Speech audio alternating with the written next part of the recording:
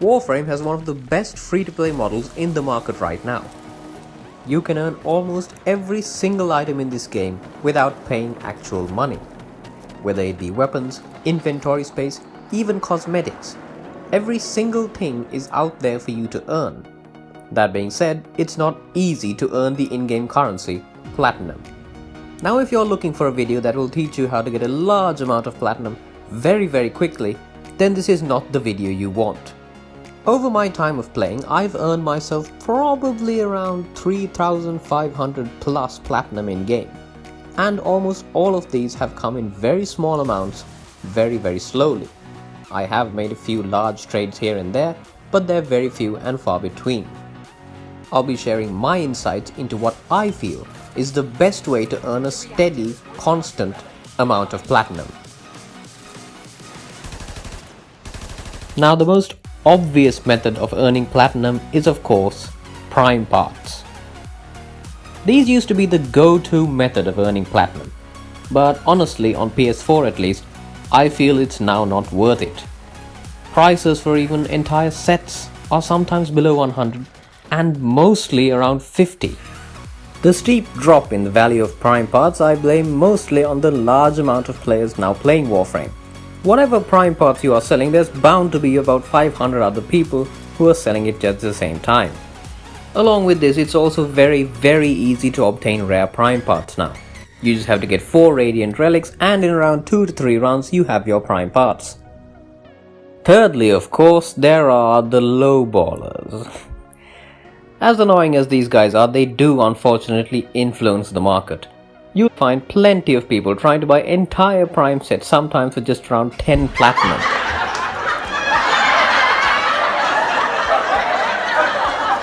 Still, it doesn't mean that Prime Parts should be disregarded as a source of Platinum. Just keep an eye out for some decent offers.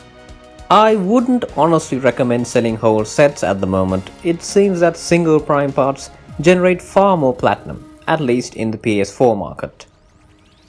Probably the most reliable source of Platinum in-game are the Syndicates.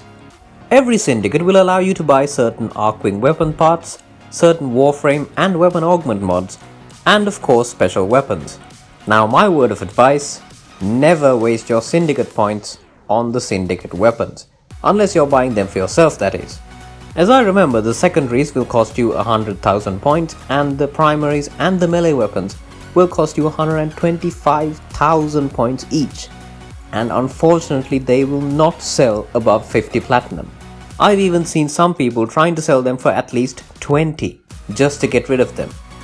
For all this standing that you've wasted, you could have sold 5 Syndicate augment mods for around 10 to 15 Platinum each, gaining you a decent amount of Platinum, around 50 to 75. The best part is you don't actively have to work for these, you can just play the game, rack up some Syndicate points, and then spend them on the augment mods. Once your Syndicates are maxed out, I highly recommend instead of buying a weapon or something, just buy a few mods and you'll be able to sell them for a decent amount. The mods that I would recommend will be Despoil, Ironclad Charge, and Vampire Leech. However, you should be able to sell other mods depending on how much standing you have. Yet another evergreen source of Platinum are the corrupted mods. Now people always want corrupted mods, there's a constant stream of new players coming into the game, and they will always want their mods like Fleeting Expertise, Blind Rage, Transient Fortitude. These are always in demand. The only downside is that you really have to work to get these mods. You have to go to the Derelict, you have to have a bunch of keys equipped, and you of course need 4 players.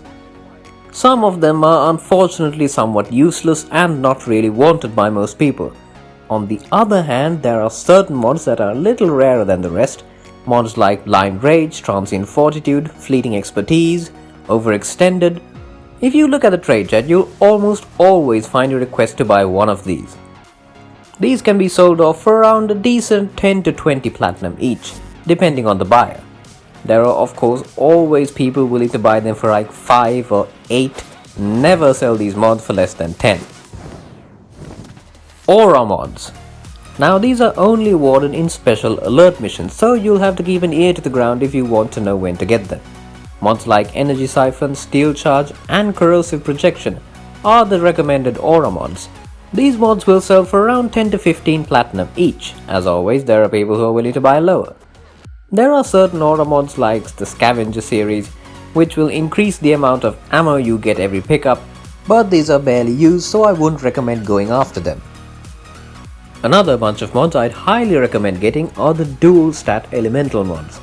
Now you can find these mostly by doing the spy missions at different difficulties, or you can find the toxin ones by defeating corrupted Vor in the Orokin Void in missions that are around level 40.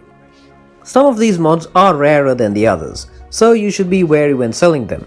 Some will sell for around 5 platinum each, but certain ones can be sold for around 15 at least. I would also highly recommend doing the nightmare missions as they pop up on the map. Now you need to finish every single mission on a planet before it becomes eligible to do nightmare missions. Nightmare mods used to be very easy to get, but they're slowly drying up in supply, which means that certain mods like Drifting Contact and Constitution also are being searched for and getting pretty decent prices. Drifting Contact in particular seems to be getting quite a lot of attention these days. There are people who are sometimes trying to buy this for 35 platinum plus. My very last recommendation is probably not best for some of the newer players, and that is to sell off your Iodine sculptures. Now the Iodine sculptures can be found in missions normally, or they can be found in special alerts by Maru, or they can be dropped by sorties. Now it's a somewhat niche market. There are very few players who actually want to buy these sculptures, seeing as how easy they are to get. However, there are some players who will buy them for sometimes 1 to 3 platinum each, so you might be able to use it as a source of a little extra platinum. If you have tons and tons of Iodine sculptures just lying around and don't want to use them for decoration purposes, like me, there are a select few people to buy them off of you. The reason I wouldn't recommend these to new players is because Iodine sculptures are a good source of endo, which you'll need to power up your mods. So even if you have a few extra Iodines lying around, save them up for a little later. Don't sell off your Iodine sculptures unless you have tons and tons of endo and no mods to use them on. There you have it guys, those are my recommendations on what's best to sell to earn a steady, constant stream of platinum. The platinum you gain from this should be enough to buy you a few warframe and weapon slots, perhaps some coloring packs, and once you've saved up a little, all the cosmetics you can desire. As I said, this is a slow process, so give it some time and don't expect to become a millionaire overnight. So, do you guys agree with my recommendations? What are your favorite methods of earning platinum in Warframe? Let me know down in the comments below. If you enjoyed this video or if it helped you in any way, then please leave me a like or a subscribe if you'd like to tune in for more content. As always, this is me signing off, and stay casual.